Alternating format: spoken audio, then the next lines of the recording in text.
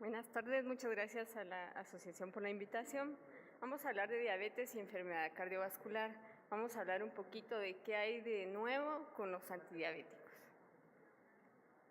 La enfermedad cardiovascular es la principal causa de mortalidad y morbilidad en los países desarrollados.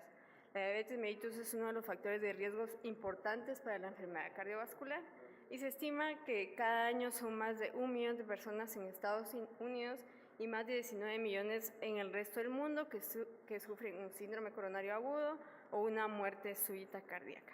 ¿Qué nos han enseñado los estudios anteriores? Sabemos que la glucosa arriba de 140 miligramos por decilitro nos aumenta la mortalidad 2 veces mayor que tenerla abajo de 99 miligramos por decilitro. No importa si somos mujeres u hombres, tenemos el mismo riesgo de sufrir muerte cardiovascular a temprana edad o una supervivencia menor. Acá tomaron a 2 grupos de pacientes, diabéticos y no diabéticos. Se dieron cuenta que en el grupo de pacientes diabéticos había mucho más mortalidad por el riesgo cardiovascular, como angina estable, angina inestable, arritmias y las que podemos observar. Seguimos viendo que el riesgo de muerte en diabetes mellitus es el riesgo cardiovascular, como angina estable, inestable, infarto agudo e insuficiencia cardíaca. Esta gráfica nos vuelve a mostrar que como principal causa de mortalidad es la enfermedad cardiovascular.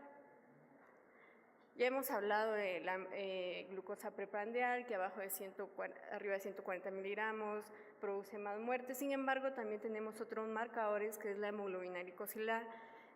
Nos han estado enseñando que la hemoglobina glicosilar arriba de 7 miligramos por decilitro aumentan los eventos cardiovasculares, coronarios y cerebrovasculares.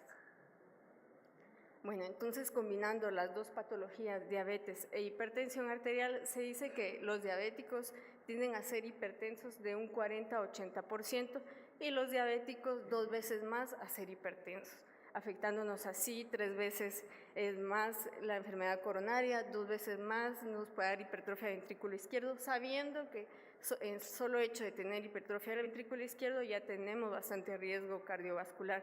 3 veces la insuficiencia cardíaca, 2 veces enfermedad cerebrovascular y nos duplica y hasta nos cuadriplica el riesgo de enfermedad arterial periférica y el 70% de enfermedad renal crónica es parte de la diabetes, igual como de la ceguera. Entonces, en este estudio, combinando pacientes solo diabéticos y pacientes diabéticos e hipertensos, se dieron cuenta que doblaba la mortalidad por causas cardiovasculares, por cualquier otra causa, por infarto al miocardio, stroke e insuficiencia cardíaca. O sea, le iba peor a los pacientes combinando estas dos patologías. En el estudio Portland estudiaron a pacientes diabéticos y no diabéticos y se dieron cuenta de que en los pacientes no diabéticos había una mayor incidencia de insuficiencia cardíaca, una prevalencia 6 años mayor y no importaba si era masculino o femenino. El estudio ACORD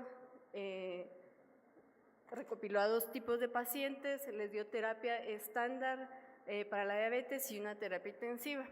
El resultado fue realmente sorprendente porque se murieron más los pacientes con terapia intensiva que los pacientes con terapia estándar. Entonces, ¿qué hay de nuevo? El estudio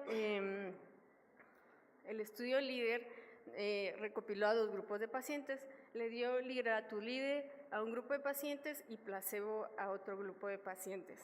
Los resultados cardiovasculares en el grupo primario se dieron cuenta que estaba a favor de liraglutide versus placebo. Igual por cualquier muerte, por muerte cardiovascular, estuvieron más protegidos por cualquier muerte también. Sin embargo, en el infarto no fatal no fue significativo versus con placebo. Tampoco fue significativo en el stroke, tampoco fue significativo en la insuficiencia cardíaca. Al final del estudio se dieron cuenta que estuvieron protegidos más los pacientes con liraglutide que placebo, específicamente en la semana 12.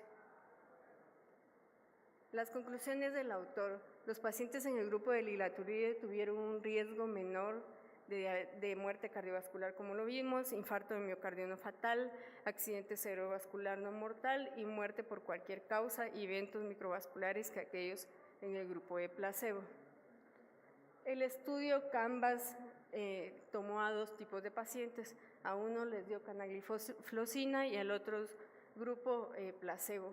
En los primeros resultados se dieron cuenta que en las muertes por causas cardiovascular hubo una diferencia significativa a favor de canagliflozina. Sin embargo, al desplegar cada uno de ellos, se dieron cuenta que no había ningún riesgo significativo en muerte por stroke, en muerte por infarto no fatal. ¿Y qué pasó en los efectos de hemoglobina glicosilada? También pudimos ver una reducción significativa de la hemoglobina glicosilada a favor de canagliflozina. Bueno, entonces al finalizar el estudio se dieron cuenta que disminuyó el riesgo cardiovascular en los pacientes que tomaban la terapia versus a los que no tomaban la terapia. ¿Cuáles fueron las conclusiones del autor? El estudio mostró que los pacientes con diabetes tipo 2 que fueron tratados con canagliflozina tenían un riesgo significativamente menor de muerte por causas cardiovasculares, infarto de miocardio no fatal, accidente cerebrovascular no fatal, que en aquellos que recibieron placebos. El estudio en PAREG entabló a tres tipos de pacientes. Les dio a un grupo placebo, a otro grupo empagliflozina 10 miligramos y a otro grupo 25 miligramos. Aquí sí hubo realmente una significancia en los resultados primarios a favor de empagliflozina. Hubo menos muerte cardiovascular, hubo menos muerte por cualquier causa, hubo menos hospitalizaciones sin insuficiencia cardíaca y podemos observar la curva de hemoglobina glicosilada que se mantuvo a favor del medicamento. Y aquí no importaba si le dábamos 10 miligramos o 25 miligramos, a los dos les iba bien porque a los dos disminuía la hemoglobina glicosilada. Bueno, entonces, con todo lo que ya hemos visto, el nuevo algoritmo de la Asociación de Endocrinología, como ya sabíamos y ustedes ya saben, pues no aparecían los GLP-1 y los SGLT2, ahora ya nos aparece en primera instancia como monoterapia, como terapia dual y como terapia triple. Esto es lo nuevo que nos trae la Asociación de Endocrinología. Entonces, para concluir, la diabetes es el principal factor de riesgo de mortalidad precoz, principalmente por causas cardiovasculares, y los diabéticos muestran un perfil de riesgo cardiovascular elevado.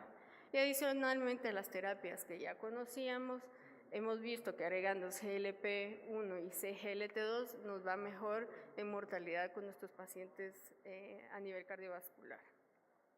Muchas gracias.